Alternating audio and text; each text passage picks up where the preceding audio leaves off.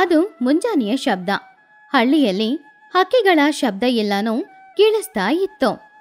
ರಾಜಣ್ಣ, ಅವನ ಹೆಂಡತಿ ಲಕ್ಷ್ಮಿ ಅವರ ಮನೆಯಲ್ಲಿದ್ದ ಗೋಶಾಲೆಯಲ್ಲಿ ಕೆಲಸದಲ್ಲಿ ಮುಳುಗೋಗಿದ್ರು. ರಾಜಣ್ಣ ಹಸು ಹಾಲು ಕರಿತಾ ಇದ್ದಾಗ ಲಕ್ಷ್ಮಿ ಹಸುಗಳಿಗೆ ಆಹಾರ ಕೊಡ್ತಾ ಇದ್ಲು. ಅವರ ಪಾಕದಲ್ಲಿ 4-5 ಹಸುಗಳು ತುಂಬಾನೇ ಆರೋಗ್ಯವಾಗಿತ್ತು. ಆವಾಗ ಲಕ್ಷ್ಮಿ ಹಸುಗಳನ್ನ ನೋಡಿ, ರೀ, ಇವತ್ತು ನಮ್ ಗಂಗೆ ತುಂಬಾನೇ ಹಾಲು ಕೊಡ್ತಾ ಇದ್ದಾಳೆ ರೀ, ತುಂಬಾನು ಉತ್ಸಾಹದಿಂದ ಇದ್ದಾಳೆ ಬೇರೆ. ರಾಜಣ್ಣ ಹಾಲ್ ಕರಿತಾ ನಗಾಡ್ಕೊಂಡು, ಹೌದು ಲಕ್ಷ್ಮಿ, ನಾವು ಅವರನ್ನ ಮಕ್ಳು ತರ ನೋಡ್ಕೊಂಡ್ರೆ ಅವ್ರು ನಮ್ಮನ್ನ ಹೆತ್ತವ್ರ ತರ ನೋಡ್ಕೊಳ್ತಾರೆ. ನಾವು ಸರಿಯಾಗಿ ಆಹಾರ ಕೊಟ್ರೆ ನಮ್ಮ ಮನೆ ಹಿಡಿ ಹಾಲಿಂದಾನೇ ತುಂಬಿಸ್ಬಿಡ್ತಾರೆ. ಹೌದ್ರಿ, ನೀವ್ ಹೇಳಿದ್ದು ನಿಜಾನೇ. ಅದಕ್ಕೆ ಅಲ್ವಾ ಊರಲ್ಲಿರುವ ಎಲ್ರೂ ಹೇಳ್ತಾ ಇರೋದು, ರಾಜಣ್ಣ ಹಾಲ್ ತಗೊಂಡ್ ಬಂದ್ರೆ ಅದ್ರಲ್ಲಿ ಸ್ವಲ್ಪನೂ ನೀರಿರಲ್ಲ, ಅಷ್ಟು ಚೆನ್ನಾಗಿರುತ್ತೆ ಅಂತ. ರಾಜಣ್ಣ ಎದ್ದು ಹಾಲ್ ಪಾತ್ರೆ ಇಟ್ಕೊಂಡು, ಇದೆಲ್ಲದಕ್ಕೂ ಕಾರಣ ನೀನೇ ಲಕ್ಷ್ಮಿ. ನೀನು ಹಸುಗಳನ್ನ ಚೆನ್ನಾಗಿ ನೋಡ್ಕೊಳ್ಳೋದ್ರಿಂದಾನೆ ನಮ್ಮ ವ್ಯಾಪಾರ ಇವಾಗ ಚೆನ್ನಾಗಿ ನಡೀತಾ ಇರೋದು. ಆವಾಗ್ಲೇ ಪಕ್ಕದ ಮನೆ ಸುಬ್ಬಯ್ಯ ಅವರ ಮನೆ ಹೊರಗಡೆ ನಿಂತ್ಕೊಂಡು ಇವರನ್ನ ತುಂಬಾ ಅಸೂಯೆಯಿಂದ ನೋಡ್ತಾ ಇದ್ದ. ಅವನ ಕಣ್ಣಿನಲ್ಲಿ ಅಸೂಯೆ, ಹೊಟ್ಟೆ ಉರ್ಕೊಳ್ಳೋದು ಎಲ್ಲ ಕಾಣಿಸ್ತಿತ್ತು. ಅವನು ಕೂಡ ಒಬ್ಬ ಹಾಲು ವ್ಯಾಪಾರಿನೇ. ಆದ್ರೆ ಊರಿನವರು ಅವನ ಹತ್ರ ಹಾಲು ತಗೊಳ್ಳೋದನ್ನ ನಿಲ್ಲಿಸ್ಬಿಟ್ರು. ಆವಾಗ ಸುಬ್ಬಯ್ಯ ಅವನ ಮನ್ಸಲ್ಲಿ, ಇವನಿಗೇನು ಹಸುಗಳು ಚೆನ್ನಾಗಿ ಹಾಲು ಕೊಡ್ತಾ ಇದೆ, ಇವನು ಹಾಲಿನಲ್ಲಿ ನೀರ್ ಬೆರೆಸದೆ ಊರಿನವ್ರಿಗೆ ಕೊಡ್ತಾ ಇದ್ದಾನೆ. ನನ್ನ ಹತ್ರ ಹಸುಗಳು ಅಷ್ಟೇನು ಹಾಲು ಕೊಡಲ್ಲ, ಅದಕ್ಕೆ ನೀರ್ ಬೆರೆಸೋದ್ರಿಂದ ಯಾರು ನನ್ನ ಹತ್ರ ಹಾಲು ತಗೊಳ್ಳೋದು ಇಲ್ಲ. ಇವನ್ ವ್ಯಾಪಾರ ಯಾವಾಗ ಹಾಳಾಗುತ್ತೋ ಏನೋ ನೋಡ್ಬೇಕು. ಸ್ವಲ್ಪ ಸಮಯದಲ್ಲಿ ಊರಿನವರು ಎಲ್ರು ಕೂಡ ಹಾಲು ತಗೊಂಡು ಹೋಗೋದಕ್ಕೋಸ್ಕರ ಬಂದ್ರು. ಎಲ್ರೂ ಕೈಯಲ್ಲಿ ಪಾತ್ರೆ ಹಿಡ್ಕೊಂಡು ರಾಜಣ್ಣನ ಮನೆಯ ಮುಂದ್ಗಡೆ ಹಾಲ್ಗೋಸ್ಕರ ಕಾಯ್ತಾ ಇದ್ರು. ಅಣ್ಣ ರಾಜಣ್ಣ, 1 ಲೀಟರ್ ಹಾಲು ಕೊಡಣ್ಣೋ. ರಾಜಣ್ಣ ನಗುತ್ತಾ, ಬಂದ್ಯಮ್ಮ ತಂಗಿ, ಇವತ್ತು ಹಾಲು ತುಂಬಾನು ಚೆನ್ನಾಗಿದೆ. ನಿನ್ನ ಮನೆಯಲ್ಲಿ ಮಕ್ಳಿದಾರಲ್ವಾ, ಅವ್ರಿಗೆ ಕುಡಿಯಕ್ಕೆ ಕೊಡು. ಅದಕ್ಕೆ ಅಲ್ವಾ ರಾಜಣ್ಣ ಇಲ್ಲಿಗೆ ಬರ್ತಾ ಇರೋದು. ನೀನ್ ಕೊಡೋ ಹಾಲು ತಗೊಂಡು ಹೋಗಿ ನಾವು ಮೊಸರು ಮಾಡಿದ್ರು ಕೂಡ ಅಷ್ಟು ಚೆನ್ನಾಗಿರುತ್ತೆ, ಅದಕ್ಕೆ ಬರೋದು. ಇದೆಲ್ಲವನ್ನು ನೋಡ್ತಾ ಇದ್ದ ಸುಬ್ಬಯ್ಯನಿಗೆ ಹೊಟ್ಟೆ ಉರಿ ಜಾಸ್ತಿ ಆಗ್ತಾ ಇತ್ತು. ಹೇಗಾದ್ರೂ ಏನಾದ್ರೂ ಒಂದ್ ಮಾಡಿ ಅವನು ರಾಜಣ್ಣನ ವ್ಯಾಪಾರನ ಹಾಳು ಮಾಡ್ಬೇಕು ಅಂತ ಅನ್ಕೊಳ್ತಿದ್ದ. ಹೀಗಿರುವಾಗ ಒಂದಿನ ಬೆಳಗ್ಗೆ ರಾಜಣ್ಣ ಯಾವಾಗ್ಲೂ ತರ ಹಾಲ್ ಕರೆದು ಹಾಲ್ ಕ್ಯಾನಲ್ಲಿ ಇಟ್ಟು ಅದೇ ಊರಿನಲ್ಲಿರುವ ಸಂತೆಗೆ ತಗೊಂಡು ಹೋಗಿ ಮಾರ್ಬೇಕು ಅಂತ ಅಂದ್ಕೊಂಡ. ಅವನು ಆ ಹಾಲ್ ಕ್ಯಾನ್ಗಳನ್ನ ತಗೊಂಡ್ಬಂದು ಮನೆ ಹೊರಗಡೆ ಇಟ್ಟ. ಏನ್ರಿ, ಇವತ್ತು ಸಂತೆಗೆ ಬೇಗ ಹೋಗ್ಬೇಕು ಅಂತ ಹೇಳಿದ್ರಲ್ವಾ, ಎತ್ತಿನ ಗಾಡಿ ತಯಾರಾಗಿದ್ಯಾ? ಇನ್ನೂ ಇಲ್ಲ ಲಕ್ಷ್ಮಿ, ನಾನು ಹೋಗಿ ಎತ್ತಿನ ಗಾಡಿ ತಗೊಂಡ್ ಬರ್ತೀನಿ, ಅಷ್ಟರಲ್ಲಿ ಬೇಕಾಗಿರೋದೆಲ್ಲಾನು ತೆಗ್ದಿಡೋ. ಹಾಗಂತ ಹೇಳಿ ರಾಜಣ್ಣ ಮನೆ ಹಿಂದ್ಗಡೆ ಹೋದ. ಲಕ್ಷ್ಮಿ ಮನೆಯೊಳಗಡೆ ಹೋದ್ಲು. ಈ ಅವಕಾಶಕ್ಕೋಸ್ಕರನೇ ಕಾಯ್ತಾ ಇದ್ದ ಸುಬ್ಬಯ್ಯ ಸುತ್ತಮುತ್ತ ಯಾರೂ ಇಲ್ಲ ಅನ್ನೋದನ್ನ ತಿಳ್ಕೊಂಡು ಮೆಲ್ಲೆ ಅವನ ಮನೆಯಿಂದ ರಾಜಣ್ಣನ ಮನೆಯ ಮುಂದ್ಗಡೆ ಬಂದ. ಅವನ ಸೊಂಟದಲ್ಲಿ ಇಟ್ಕೊಂಡಿದ್ದ ಒಂದು ಚಿಕ್ಕ ಚೀಲನ ತೆಗ್ದ. ಅದರೊಳಗಡೆಯಿಂದ ಏನೋ ನೋಡಕ್ಕೆ ಒಂದು ಎಲೆ ಸಾರು ತರ ಇರೋದನ್ನ ಅವನು ಆ ಹಾಲಿನ ಕ್ಯಾನಲ್ಲಿ ಹಾಕ್ತ. ಆಮೇಲೆ ಅದನ್ನ ಅವನು ಬೆರೆಸ್ತ. ಆ ಎಲೆ ರಸದಲ್ಲಿ ಏನೋ ಒಂದು ವ್ಯತ್ಯಾಸವಾದ ವಾಸನೆ ಇತ್ತು. ಆ ವಾಸನೆಗೆ ಹಾಲು ಅಷ್ಟು ಬೇಗ ಕೆಟ್ಟ ಹೋಗಲ್ಲ, ಆದ್ರೆ ಸ್ವಲ್ಪ ಸಮಯದಲ್ಲಿ ಆ ವಾಸನೆಗೆ ಆ ಹಾಲು ಹಾಳಾಗ್ಬಿಡುತ್ತೆ. ಸುಬ್ಬಯ್ಯ ಯಾರಿಗೂ ಅನುಮಾನ ಬರದೆ ತಕ್ಷಣ ಅಲ್ಲಿಂದ ಹೋಗ್ಬಿಟ್ಟ. ಹಾಗೆ ಸುಬ್ಬಯ್ಯ ಹೋಗ್ತಾ ಇದ್ದಾಗ ನಗಾಡ್ತಾ, ನೋಡ್ತೀನೋ ನಿನ್ ವ್ಯಾಪಾರ ಹೇಗ್ ನಡೆಯುತ್ತೆ ಅಂತ. ರಾಜಣ್ಣ ಮಾರುವ ಹಾಲು ಕಲಬೆರಕೆ ಮಾಡಿದ ಹಾಲು ಅಂತ ಊರಿನವರು ನಂಬದ್ಮೇಲೆ ನಿನ್ನ ಹತ್ರ ಯಾರು ಬರಲ್ಲ, ಪುನಃ ನನ್ನ ಹತ್ರನೇ ಬರ್ತಾರೆ ನೋಡು. ರಾಜಣ್ಣ ಹೋಗಿ ಎತ್ತಿನ ಗಾಡಿನ ಕರ್ಕೊಂಡ್ ಬಂದ. ಆಮೇಲೆ ಆ ಕ್ಯಾನ್ಗಳನ್ನೆಲ್ಲ ಅವನು ಗಾಡಿಯಲ್ಲಿ ಹತ್ತಿಸಿ ಅಲ್ಲಿಂದ ಸಂತೆಗೆ ಹೊರಟ. ಸಂತೆಯಲ್ಲಿ ರಾಜಣ್ಣ ಹಾಲ್ ಮಾರ್ತಾ ಇದ್ದ.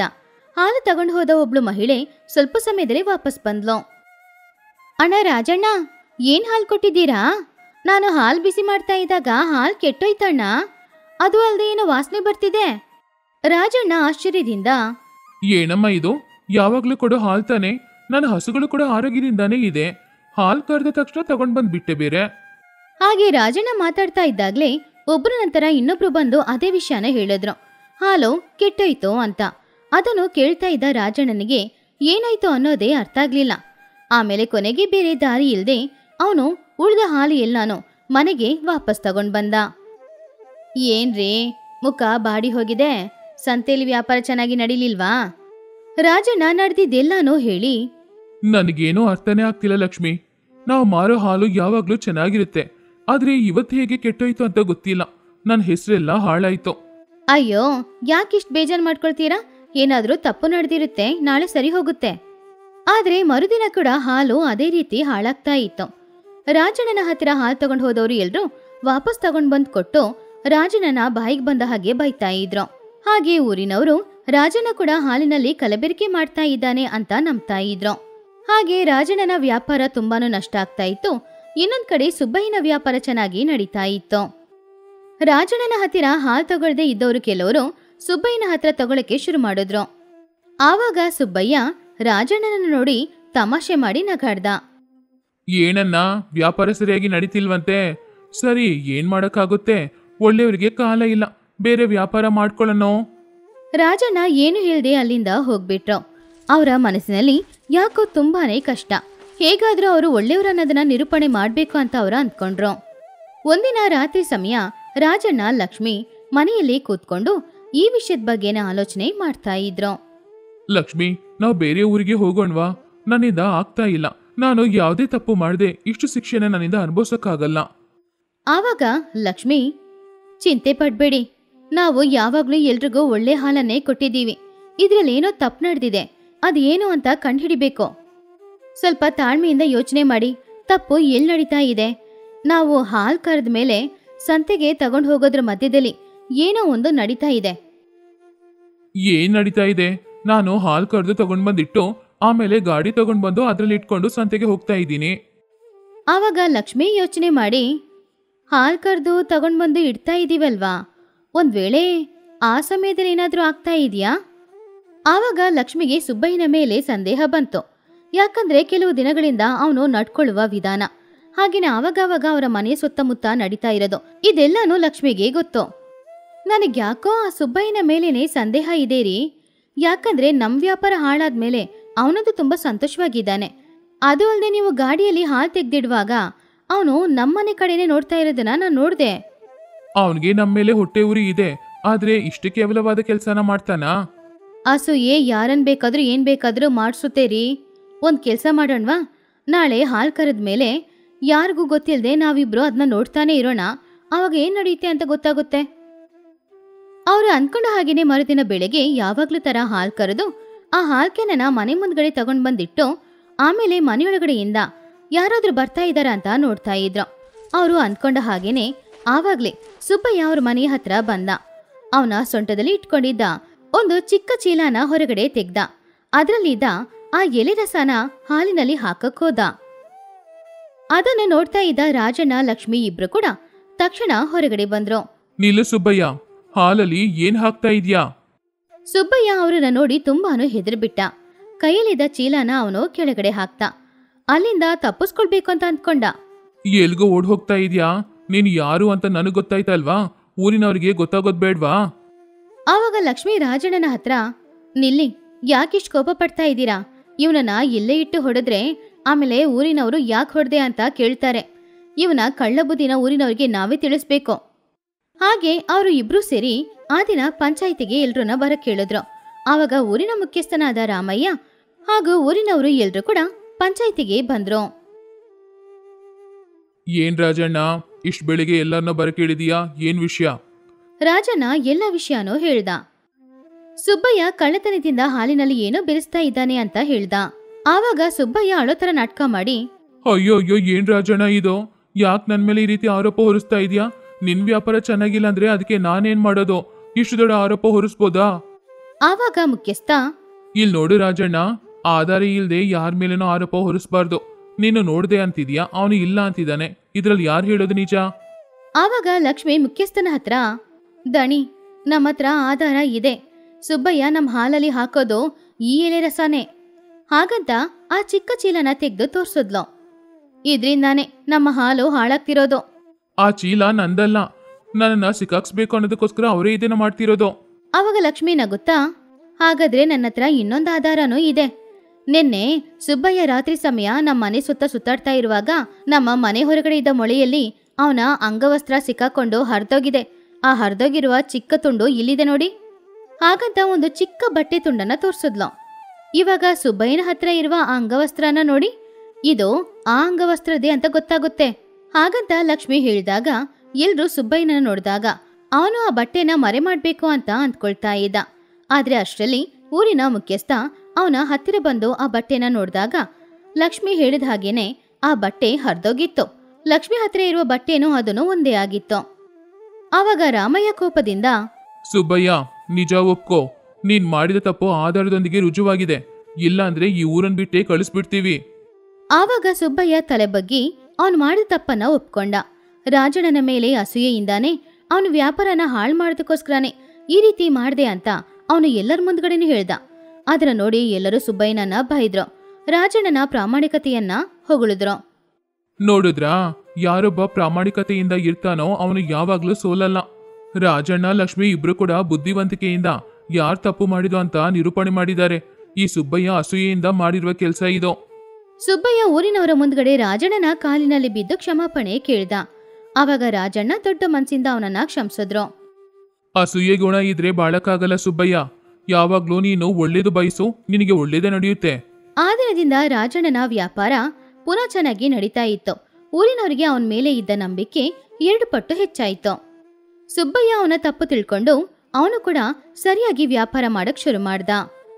ಈ ಕಥೆಯಲ್ಲಿರುವ ನೀತಿ ಏನಂದ್ರೆ, ಅಸೂಯೆ ಗುಣದಿಂದ ನಾವೇನಾದ್ರೂ ಮಾಡಿದ್ರೆ ಆವಾಗ ನಮಗೆ ಒಳ್ಳೇದು ನಡೆಯುತ್ತಾರ ಅನ್ಸುತ್ತೆ.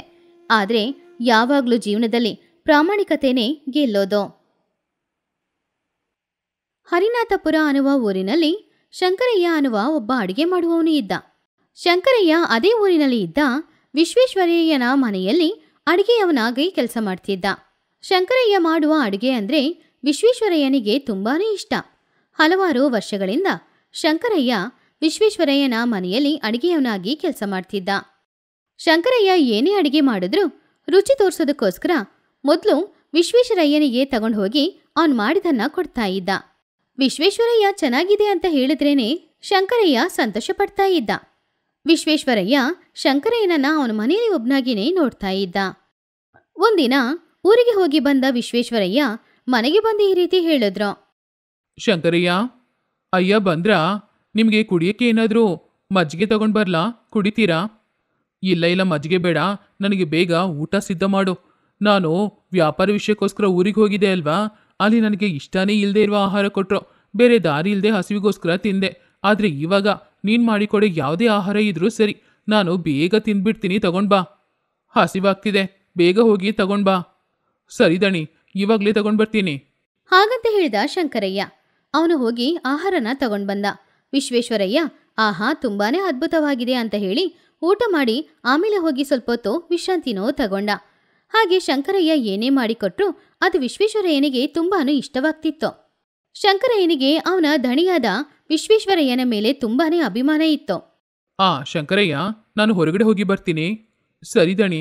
ಆ ದಣಿ ಒಂದ್ ಮಾತು, ಹಬ್ಬ ಬರ್ತಾ ಇದೆ ಅಲ್ವಾ, ನೀವು ನಿಮ್ಮ ಮಕ್ಕಳಿಗೆ ಒಂದು ಕಾಗ್ದ ಹಾಕಿದ್ರೆ ಅವರು ಕೂಡ ಹಬ್ಬಕ್ಕೆ ಬರ್ತಾರೆ ಅಲ್ವಾ? ನಾನು ಕರ್ದೆ ಅನ್ನುವ ಒಂದು ಮಾತಿಗೋಸ್ಕರ ಬರ್ತಾರೆ. ಆದ್ರೆ ಅವರು ಇಷ್ಟಪಟ್ಟು ಇಲ್ಲಿ 1-2 ದಿನ ಕೂಡ ಇರಲ್ಲ ಶಂಕರಯ್ಯ. ಅವರು ಹುಟ್ಟಿ ಬೆಳೆದಿದ್ದೆಲ್ಲ ಇಲ್ಲೇ. ಇವಾಗ ಪಟ್ನಕ್ಕೆ ಹೋದ್ಮೇಲೆ ಅವರೆಲ್ಲರೂ ಬದಲಾಗಿದ್ದಾರೆ. ಸುಮ್ಮನೆ ಕರೆದ್ರಲ್ಲ ಅನ್ನುವ ಒಂದು ಮಾತಿಗೆ ಬರ್ತಾರೆ ಹೊರತು ಇಲ್ಲಿ ಬಂದರೂ ಅವರೆಲ್ಲರೂ ಕಷ್ಟಪಟ್ಟೇ ಇರಬೇಕಾಗುತ್ತೆ. ಅದಕ್ಕೆ ಅಂತೇಳ್ಬಿಟ್ಟು 1 ವರ್ಷಕ್ಕೆ ಒಂದ್ಸಲ ಕೂಡ ಮಕ್ಕಳನ್ನ ನೋಡದೆ ಹೇಗಿರ್ತೀರ ದಣಿ? ಈ ಸಲ ಪಟ್ನದಲ್ಲಿ ಅವ್ರು ಹೇಗಿರ್ತಾರೋ ಅದಕ್ಕೆ ಬೇಕಾಗಿರುವ ಎಲ್ಲ ಏರ್ಪಾಡುಗಳನ್ನ ಇಲ್ಲೇ ಮಾಡೋಣ. ದಣಿ, ಇನ್ನೇನು ಹೇಳ್ಬೇಡಿ ದಣಿ, ನೀವೊಂದು ಕಾಗ್ದ ಹಾಕಿ ಅವರು ಮಕ್ಕಳನ್ನ ಕರ್ಕೊಂಡು ಬರ್ಲಿ. ಎಲ್ರೂ ಸ್ವಲ್ಪ ದಿನ ಇಲ್ಲಿದ್ದು ಹೋಗ್ಲಿ ದಣಿ. ಸರಿ ಶಂಕರಯ್ಯ, ಕಾಗ್ದ ಹಾಕ್ತೀನಿ. ನಾನು ಕೂಡ ಅವರನ್ನ ನೋಡಿ ಸುಮಾರು ದಿನ ಆಯ್ತು ಅಲ್ವಾ? ಹಾಗಂತ ಹೇಳಿ ವಿಶ್ವೇಶ್ವರಯ್ಯ ಹಬ್ಬಕ್ಕೆ ಮಕ್ಕಳು ಎಲ್ಲರನ್ನ ಊರಿಗೆ ಬರಕೇಳಿ ಒಂದು ಕಾಗ್ದಾನ ಹಾಕಿದ್ರು. ಹಾಗೆ ಹಬ್ಬದ ದಿನಾನು ಬಂತು. ವಿಶ್ವೇಶ್ವರಯ್ಯನ 2 ಮಕ್ಕಳು ಕೂಡ ಅವರ ಹೆಂಡತಿ ಮಕ್ಕಳ ಜೊತೆ ಹಬ್ಬಕ್ಕೋಸ್ಕರ ಆ ಊರಿಗೆ ಬಂದ್ರು. ಅಪ್ಪ ಚೆನ್ನಾಗಿದ್ದೀರಾ? ಹೌದು, ನಿಮ್ಮ ಆರೋಗ್ಯ ಎಲ್ಲ ಹೇಗಿದೆ? ನಾನು ಚೆನ್ನಾಗಿದ್ದೀನಿ. ಸೊಸೆಯಂದ್ರು ಕೂಡ ಅವರ ಮಾವನನ್ನ ಹೇಗಿದ್ದೀರಾ ಅಂತ ಕೇಳಿದ್ರು. ವಿಶ್ವೇಶ್ವರಯ್ಯ ನಗುತ್ತಾ ಚೆನ್ನಾಗಿದ್ದೀನಿ ಅಂತ ಹೇಳಿದ್ರು. ಆವಾಗ್ಲೇ ಅಲ್ಲಿಗೆ ಒಬ್ಬ ವ್ಯಕ್ತಿ ಬಂದ. ಯಾರೀ ವ್ಯಕ್ತಿ? ಇವರು ಪಟ್ನದಲ್ಲಿ ನಮ್ಮ ಅಡುಗೆ ಅವನಪ್ಪ. ಅಂದ್ರೆ ಇವ್ರು ಮಾಡೋ ಆಹಾರ ಅಂದ್ರೆ ನನ್ನ ಮಕ್ಕಳಿಗೆ ತುಂಬಾನೇ ಇಷ್ಟ. ಅದಕ್ಕೆ ಇವ್ರನ್ನ ಇಲ್ಲಿ ಕರ್ಕೊಂಡು ಬಂದೆ. ನಾವು ಇರೋಷ್ಟು ದಿನ ಇಲ್ಲಿ ಇವರೇ ಅಡುಗೆ ಮಾಡ್ಲಿ ಅಪ್ಪ. ಅದ್ಯಾಕೋ ಇಲ್ಲಿ ಅಡುಗೆ ಮಾಡೋಕ್ಕೆ ನಮ್ಮ ಶಂಕರಯ್ಯ ಇದ್ದಾನೆ ತಾನೆ? ಹಾಗಲ್ಲಪ್ಪ, ಶಂಕರಯ್ಯನಿಗೆ ಈ ಹಳ್ಳಿ ಅಡುಗೆ ಮಾತ್ರ ಬರುತ್ತೆ. ಆದರೆ ನಮ್ಮ ಸುಬ್ಬಯ್ಯನಿಗೆ ಹಳ್ಳಿ ಅಡುಗೆ ಜೊತೆ ಪಟ್ಟಣದ ಅಡುಗೆನೂ ಚೆನ್ನಾಗಿ ಬರುತ್ತೆ. ನಮಸ್ಕಾರ ದಣಿ. ನಮಸ್ಕಾರ. ಶಂಕರಯ್ಯ, ಇವನು ಹೊಸದಾಗಿ ಕೆಲ್ಸಕ್ಕೆ ಬಂದಿದ್ದಾನೆ. ಇವನಿಗೆ ಅಡುಗೆ ಮನೆ ಎಲ್ಲಿದೆ ಅಂತ ತೋರಿಸು. ಹಾಗೆಯೇ ಬೇಕಾಗಿರೋ ಸಾಮಗ್ರಿಗಳು ಎಲ್ಲಿದೆ ಅಂತ ಅವನು ಸ್ವಲ್ಪ ತೋರಿಸು. ಸರಿ ದಣಿ. ಹಾಗೆ ಶಂಕರಯ್ಯ ಸುಬ್ಬಯ್ಯನನ್ನ ಅವನ ಜೊತೆ ಕರ್ಕೊಂಡು ಹೋದ. ದಣಿ, ಇವತ್ತು ಏನು ಅಡುಗೆ ಮಾಡಬೇಕು? ಯಾರಿಗೇನು ಇಷ್ಟ ಅಂತ ನಿನಗೆ ಗೊತ್ತು ತಾನೆ ಶಂಕರಯ್ಯ? ಅದೆಲ್ಲನೂ ಮಾಡೋ. ಶಂಕರಯ್ಯ, ಇವತ್ತು ನೀನು ಅಡುಗೆ ಮಾಡೋದು ಬೇಡ, ಸುಬ್ಬಯ್ಯನೇ ಅಡುಗೆ ಮಾಡಲಿ. ಯಾಕೋ, ನಮ್ಮ ಶಂಕರಯ್ಯ ತುಂಬ ಚೆನ್ನಾಗಿ ಅಡುಗೆ ಮಾಡ್ತಾನೆ ಅಲ್ವಾ? ಅವನೇ ಇವತ್ತು ಅಡುಗೆ ಮಾಡಲಿ ಬಿಡೋ. ಹಾಗಲ್ಲಪ್ಪ, ಯಾವಾಗಲೂ ಅಡುಗೆ ಮಾಡೋದು ಶಂಕರಯ್ಯ ತಾನೆ. ಇವತ್ತೊಂದಿನ ಸುಬ್ಬಯ್ಯ ಅಡುಗೆ ಮಾಡಲಿ. ಅವನು ತುಂಬ ಚೆನ್ನಾಗಿ ಅಡುಗೆ ಮಾಡ್ತಾನೆ. ಸುಬ್ಬಯ್ಯ, ನೀನು ಹೋಗಿ ಎಲ್ರಿಗೋಸ್ಕರ ಅಡುಗೆ ಮಾಡು. ಹಾಗಂತ ಹೇಳ್ದ ಸುರೇಶ್. ಅದನ್ನು ಕೇಳಿ ಶಂಕರಯ್ಯನಿಗೆ ಮನಸ್ಸಿಗೆ ಸ್ವಲ್ಪ ಕಷ್ಟ ಆಯಿತು. ಆದ್ರಿಂದ ಅವನು ಅಲ್ಲಿಂದ ಹೊರಗಡೆ ಬಂದ. ಆವಾಗ ಸುರೇಶ್ ಶಂಕರಯ್ಯನ ಹಿಂದೆನೆ ಹೋಗಿ ಈ ರೀತಿ ಹೇಳ್ದ. ಹೇಳಿದ್ದೀನಿ, ನನ್ನ ಹಿಂದೆ ಬರ್ತಾ ಇದ್ದೀರಾ? ಏನು ಬೇಕೋ? ಏನಿಲ್ಲ ಶಂಕರಯ್ಯ, ನಾವು ನಮ್ಮ ಜೊತೆ ಅಪ್ಪನ ಪಟ್ನಕ್ಕೆ ಕರ್ಕೊಂಡು ಹೋಗ್ಬೇಕು ಅಂತ ಅಂದ್ಕೊಂಡಿದ್ದೀವಿ. ಏನ್ ದಣಿ ಹೇಳ್ತಾ ಇದ್ದೀರಾ? ತಂದೆನ ಈ ಊರಿಂದ ಕರ್ಕೊಂಡು ಹೋಗ್ತೀರಾ? ಆದರೆ ಅವ್ರಿಗೆ ಈ ಊರಂದ್ರೆ ತುಂಬ ಇಷ್ಟ. ಈ ಊರಿಲ್ದೆ ಬೇರೆ ಎಲ್ದಿರ್ತಾರೆ ಅವರು? ಆ ವಿಷಯ ನನಗೂ ಗೊತ್ತು ಶಂಕರಯ್ಯ. ಅಪ್ಪನಿಗೆ ಈ ಊರಂದ್ರೆ, ಇಲ್ಲಿರೋರಂದ್ರೆ, ಮುಖ್ಯವಾಗಿ ನೀನಂದ್ರೆ ತುಂಬಾನೇ ಇಷ್ಟ. ಆದರೆ ಇನ್ನು ಎಷ್ಟು ದಿನ ಅಂತ ಅಪ್ಪನ ಈ ರೀತಿ ದೂರನೇ ಇಟ್ಕೊಳ್ಳೋದು? ನಾವು ಪಟ್ಟಣದಲ್ಲಿ ಸೆಟಲ್ ಆಗಿದ್ದೀವಿ. ಅಪ್ಪನ ನಮ್ಮ ಜೊತೆ ಕರ್ಕೊಂಡು ಹೋಗ್ಬೇಕು ಅನ್ನೋದು ನಮ್ಮ ಆಸೆ. ಯಾಕಂದ್ರೆ ನಮ್ಮಿಂದ ಇಲ್ಲಿ ಬಂದು ಇರೋದು ತುಂಬಾನೇ ಕಷ್ಟ. ಅದಕ್ಕೆ ಅಪ್ಪನಿಗೆ ಸುಬ್ಬಯ್ಯನ ಅಡಿಗೆ ಇಷ್ಟ ಆಗ್ಬೇಕಲ್ವಾ? ಅದಕ್ಕೆ ಅವನನ್ನು ಕೂಡ ನಾವು ಜೊತೆಗೆ ಕರ್ಕೊಂಡು ಬಂದಿದ್ದೋ. ನೀನೇನು ತಪ್ಪಾಗಿ ತಿಳ್ಕೊಳ್ಬೇಡ. ಅಪ್ಪನ ಇಲ್ಲಿಂದ ಕರ್ಕೊಂಡು ಹೋದ್ರೆ ನಿನಗೆ ಕೆಲಸ ಹೋಗುತ್ತೆ ಅಂತ ಬೇಜಾರು ಮಾಡ್ಕೊಳ್ಬೇಡ. ನಾನು ನಿನಗೆ ಸ್ವಲ್ಪ ಹಣ ಕೊಡ್ತೀನಿ. ಆ ಹಣದಲ್ಲಿ ಇಲ್ಲೇ ಏನಾದರೂ ಒಂದು ವ್ಯಾಪಾರ ಮಾಡ್ಕೊ. ನಿನಗೂ ಯಾವುದೇ ಕಷ್ಟನೂ ಇರಲ್ಲ ಅಲ್ವಾ? ಹಾಗಂತ ಹೇಳಿ ಸುರೇಶ್ ಅಲ್ಲಿಂದ ಹೋದ. ಪಾಪ ಶಂಕರಯ್ಯ ವಿಶ್ವೇಶ್ವರಯ್ಯ ಊರಿಂದ ಹೋಗ್ಬಿಡ್ತಾರೋ ಏನೋ ಅಂತ ತುಂಬಾನು ಬೇಜಾರು ಮಾಡ್ಕೊಳ್ತಾ ಇದ್ದ. ಅವನ ಮನಸ್ಸಿಗೆ ತುಂಬಾನೇ ನೋವಾಗ್ತಾ ಇತ್ತು. ಅವನ ಮನಸ್ಸಲ್ಲಿ ಈ ರೀತಿ ಅಂದ್ಕೊಳ್ತಿದ್ದ. ಸುರೇಶ್ ಹೇಳಿದ್ ಕೂಡ ನಿಜಾನೇ. ಈ ವಯಸ್ಸಲ್ಲಿ ದಣಿ ಮಕ್ಳ ಜೊತೆ ಇರೋದು ಅವ್ರಿಗೆ ತುಂಬಾ ಒಳ್ಳೇದು. ಆದರೆ ದಣಿಯಂತೂ ಈ ಊರಿಂದ ಹೋಗಕ್ಕೆ ಖಂಡಿತ ಒಪ್ಕೊಳ್ಳಲ್ಲ. ಯಾಕಂದ್ರೆ ಈ ಊರಂದ್ರೆ, ನಾನಂದ್ರೆ ದನಿಗೆ ಅಷ್ಟು ಪ್ರೀತಿ ಇದೆ. ದಣಿ ನನ್ನನ್ನ ಅವ್ರ ಮಗನ ಥರ ನೋಡ್ಕೊಳ್ತಾ ಇದ್ದಾರೆ. ಯಾರೂ ಇಲ್ಲದೆ ಇರುವ ನನಗೆ ಎಲ್ಲನೂ ಮಾಡ್ತಾ ಇರೋದು ಅವ್ರು ಮಾತ್ರ. ಆದರೆ ಇವಾಗ ದಣಿಯಿಂದ ದೂರ ಹೋಗ್ಬೇಕಾಗಿರುವ ಸಮಯ ಬಂದಿದೆ. ಅವರು ಅವ್ರ ಮಕ್ಳ ಜೊತೆ ಹೋಗಕ್ಕೆ ನಾನು ಏನು ಬೇಕಾದರೂ ಮಾಡ್ತೀನಿ. ನಂದೇನಿದೆ, ಇಲ್ಲಿ ಏನಾದರೂ ಚಿಕ್ಕ ಕೆಲಸ ಮಾಡಿಕೊಂಡು ಹೇಗಾದರೂ ಬದುಕ್ಬೋದು. ಆದರೆ ದಣಿ ಅವರ ಮೊಮ್ಮಕ್ಳ ಜೊತೆ ಸಂತೋಷವಾಗಿ ಇರೋದು ಮುಖ್ಯ ಅಲ್ವಾ? ಆದ್ರಿಂದ ಇವತ್ತಿಂದ ದಣಿಯಿಂದ ನಾನು ದೂರ ಆಗ್ತೀನಿ. ನಾನು ಮಾಡೋ ಅಡಿಗೆ ಮಾತ್ರನೇ ದಣಿ ತಿನ್ನೋದು. ಇವತ್ತಿಂದ ಇದೆಲ್ಲನೂ ಬದಲಾಗಬೇಕು. ಇಲ್ಲಾಂದ್ರೆ ಅಲ್ಲಿ ಹೋದ್ರೆ ತುಂಬಾ ಕಷ್ಟ ಆಗುತ್ತೆ. ಹಾಗಂತ ಅಂದ್ಕೊಂಡು ಶಂಕರಯ್ಯ ಅಲ್ಲಿಂದ ಹೋದ. ಸುಬ್ಬಯ್ಯ ವಿಶ್ವೇಶ್ವರಯ್ಯನಿಗೋಸ್ಕರ ಅಡಿಗೆ ಮಾಡ್ದ. ಆದ್ರೆ ಆ ಆಹಾರ ವಿಶ್ವೇಶ್ವರಯ್ಯನಿಗೆ ಇಷ್ಟ ಆಗ್ಲಿಲ್ಲ. ಹೀಗೂ ಕಷ್ಟಪಟ್ಟು 2 ದಿನಗಳವರೆಗೂ ಸುಬ್ಬಯ್ಯ ಮಾಡಿದ ಆಹಾರ ಎಲ್ಲಾನು ವಿಶ್ವೇಶ್ವರಯ್ಯ ತಿಂತಾ ಇದ್ರು. ಹೀಗಿರುವಾಗ ಒಂದಿನ ಶಂಕರಯ್ಯ ಎಲ್ರೂ ಮನೇಲಿದ್ದಾಗ ವಿಶ್ವೇಶ್ವರಯ್ಯನ ಹತ್ರ ಬಂದು ಈ ರೀತಿ ಹೇಳ್ದ. ದಣಿ, ನಿಮ್ಮ ಹತ್ರ ಒಂದು ವಿಷಯ ಮಾತಾಡಬೇಕು. ಏನ್ ಶಂಕರಯ್ಯ ಅದು? ದಣಿ, ನಾನು ಕೆಲಸ ಬಿಡೋಣ ಅಂತ ಇದ್ದೀನಿ. ನಿಮಗಿಂತ ಜಾಸ್ತಿ ಸಂಬಳ ಕೊಡೋ ಕೆಲಸ ನನಗೊಂದು ಸಿಕ್ಕಿದೆ. ಅದಕ್ಕೆ ನಾನು ಅಲ್ಲಿ ಕೆಲ್ಸಕ್ಕೆ ಹೋಗ್ತಾ ಇದ್ದೀನಿ. ಆ ಮಾತಿಗೆ ವಿಶ್ವೇಶ್ವರಯ್ಯನಿಗೆ ನಗು ಬಂತು. ಏನ್ ಶಂಕರಯ್ಯ, ಏನ್ ಮಾತಾಡ್ತಾ ಇದೀಯಾ? ಏನಿವತ್ತು ತುಂಬಾ ತಮಾಷೆ ಮಾಡ್ತಾ ಇದೀಯಾ? ತಮಾಷೆ ಮಾಡ್ತಾ ಇಲ್ಲ ದಣಿ, ನಾನು ಹೇಳಿದ್ದು ನಿಜಾನೇ. ಇನ್ನು ಎಷ್ಟು ದಿನ ಅಂತ ನಿಮ್ಮ ಹತ್ರನೇ ನಾನು ಕೆಲಸ ಮಾಡೋದು? ನಾನು ನನ್ನ ಜೀವನದಲ್ಲಿ ಬಿಡಿಯೋದು ಬೇಡವಾ? ನಿಮ್ಮ ಹತ್ರನೇ ಇರಬೇಕಾ? ನಾನು ಬೇರೆ ಎಲ್ಲಾದ್ರೂ ಕೆಲ್ಸಕ್ಕೆ ಹೋದ್ರೆ ಜಾಸ್ತಿ ಸಂಬಳ ಸಿಗುತ್ತೆ. ಹೀಗೆ ನಿಮ್ಮ ಜೊತೆನೇ ಇದ್ರೆ ಕಮ್ಮಿ ಸಂಬಳಕ್ಕೆ ಕೆಲಸ ಮಾಡ್ಕೊಂಡಿದ್ರೆ ನನ್ನ ಜೀವನ ಇಲ್ಲೇ ಮುಗ್ದೋಗುತ್ತೆ. ಅದಕ್ಕೆ ನಾನು ಬೇರೆ ಜಾಗಕ್ಕೆ ಕೆಲ್ಸಕ್ಕೆ ಹೋಗ್ತೀನಿ. ಶಂಕರಯ್ಯ ಮಾತಾಡಿದನ ಕೇಳಿ ವಿಶ್ವೇಶ್ವರಯ್ಯ ತುಂಬಾನು ಆಶ್ಚರ್ಯಪಟ್ರು. ನೋಡಿದ್ರಪ್ಪ, ಆ ಶಂಕರಯ್ಯ ಏನ್ ಮಾಡ್ತಾ ಇದ್ದಾನೆ, ಏನ್ ಮಾತಾಡಿ ಹೋಗ್ತಾ ಇದ್ದಾನೆ ಅಂತ. ಅದಕ್ಕೆ ಹೇಳೋದಪ್ಪ, ಅವನನ್ನ ಮನೇಲಿ ಒಬ್ಬನ ಥರ ನೋಡ್ಕೊಳ್ಬಾರ್ದು ಅಂತ. ಕೆಲಸದವ್ರನ್ನ ಎಲ್ಲಿಡ್ಬೇಕೋ ಅಲ್ಲೇ ಇಡಬೇಕು. ಇವಾಗ ನೋಡಿ, ಅವನಿಗೆ ಹಣದ ಮೇಲೆ ಎಷ್ಟು ಆಸೆ ಬಂದಿದೆ ಅಂತ. ಅದಕ್ಕೆ ನಿಮ್ಮನ್ನ ಬಿಟ್ಬಿಟ್ಟು ಹೋಗ್ತೀನಿ ಅಂತ ಹೇಳ್ತಾ ಇದ್ದಾನೆ. ಇವನಿಗೆ ಒಳ್ಳೆ ಜಾಗ ಕೊಟ್ಟಿದ್ದೀವಿ ಅಲ್ವಾ? ಅದಕ್ಕೆ ಅವನು ಈ ರೀತಿ ಮಾತಾಡ್ತಾ ಇದ್ದಾನೆ. ಅವನಿಗೆ ನಾವು ಏನು ಕೊರತೆ ಇಟ್ಟಿದ್ದೀವಿ, ಎಲ್ಲದಕ್ಕೂ ನಮ್ಮ ಶಂಕರಯ್ಯ ಅಂತ ಅವನ್ನ ಎಷ್ಟು ಚೆನ್ನಾಗಿ ನೋಡ್ಕೊಂಡ್ವಿ. ಅಪ್ಪ, ಇಷ್ಟು ದಿನ ಶಂಕರಯ್ಯ ನಿಮ್ಮ ಜೊತೆ ಇದ್ದ, ನಿಮ್ಮನ್ನ ಚೆನ್ನಾಗಿ ನೋಡ್ಕೊಳ್ತಿದ್ದ. ಇವಾಗ ಶಂಕರಯ್ಯ ಇಲ್ಲ. ಹಾಗಿರುವಾಗ ನೀವು ಯಾಕೆ ಈ ಊರಲ್ಲಿರಬೇಕು? ಹೌದಪ್ಪ, ನೀವು ನಮ್ಮ ಜೊತೆ ಪಟ್ಟಕ್ಕೆ ಬನ್ನಿ. ಅಲ್ಲಿ ನಾವೆಲ್ಲರೂ ಸಂತೋಷವಾಗಿರ್ಬೋದು. ಅಣ್ಣ, ನಾನು ಇಬ್ರು ನಿಮ್ಮನ್ನ ಸುಮಾರು ದಿನದಿಂದ ಕರಿತಾ ಇದ್ದೀವಿ. ಆದರೆ ನೀವು ಈ ಹಳ್ಳಿನ ಬಿಟ್ಟು ಬರ್ತಾ ಇಲ್ಲ. ಕೇಳಿದ್ರೆ ಈ ಹಳ್ಳಿ, ಶಂಕರಯ್ಯ ಇವರೆಲ್ಲನ್ನ ಬಿಟ್ಬಿಟ್ಟು ಬರೋದು ಹೇಗೆ ಅಂತ ಹೇಳ್ತಾ ಇದ್ರಿ. ಇವಾಗ ನೋಡಿದ್ರಲ್ವಾ ಶಂಕರಯ್ಯನ ಬುದ್ಧಿ ಏನು ಅಂತ. ನಿಮ್ಮನ್ನ ನೋಡ್ಕೊಳ್ಳೋಕ್ಕೆ ಶಂಕರಯ್ಯನೂ ಇಲ್ಲ. ನಮ್ಮ ಮಾತನ್ನು ಕೇಳಿಯಪ್ಪ, ನಮ್ಮ ಜೊತೆ ಪಟ್ಟಣಕ್ಕೆ ಬನ್ನಿ, ನಾವು ಹೋಗೋಣ. ಹೌದು ಮಾವಯ್ಯ, ನೀವು ಕೂಡ ನಮ್ಮ ಜೊತೆ ಬರ್ಬೋದಲ್ವಾ? ಹಾ, ಈ ವಯಸ್ಸಲ್ಲಿ ಇಲ್ಲಿ ಒಬ್ಬರೇ ಹೇಗಿರ್ತೀರಾ ಹೇಳಿ? ಅಲ್ಲಿಗೆ ಬಂದರೆ ನಿಮ್ಮನ್ನು ನೋಡ್ಕೊಳ್ಳೋಕ್ಕೆ ನಿಮ್ಮ ಮಕ್ಕಳು, ನಾವು ಎಲ್ರೂ ಇದ್ದೀವಿ. ಮೊಮ್ಮಕ್ಕಳ ಜೊತೆ ಸಂತೋಷವಾಗಿರ್ಬೋದು. ಹಾಗೆ ಎಲ್ರೂ ಮಾತಾಡಿದನ್ನು ಕೇಳಿ ವಿಶ್ವೇಶ್ವರಯ್ಯ ಏನು ಹೇಳದೆ ಮೌನವಾಗಿ ಹೋಗ್ಬಿಟ್ರು. ಹೀಗೆ 2 ದಿನಗಳ ನಂತರ ಪುನಃ ಸುರೇಶ್ ಬಂದು ವಿಶ್ವೇಶ್ವರಯ್ಯನ ಹತ್ತಿರ ಈ ರೀತಿ ಕೇಳಿದ. ಅಪ್ಪ, ಏನು ನಿರ್ಧಾರ ಮಾಡಿದ್ದೀರಾ? ನೀವು ನಮ್ಮ ಜೊತೆ ಪಟ್ಟಣಕ್ಕೆ ಬರ್ತೀರಾ? ನೀವೆಲ್ಲರೂ ಇಷ್ಟು ದೂರ ಕರಿತಾ ಇರುವಾಗ ನಾನು ಬೇಡ ಅಂತೀನಾ? ನಾನು ನಿಮ್ಮ ಜೊತೆನೇ ಬರ್ತೀನಿ.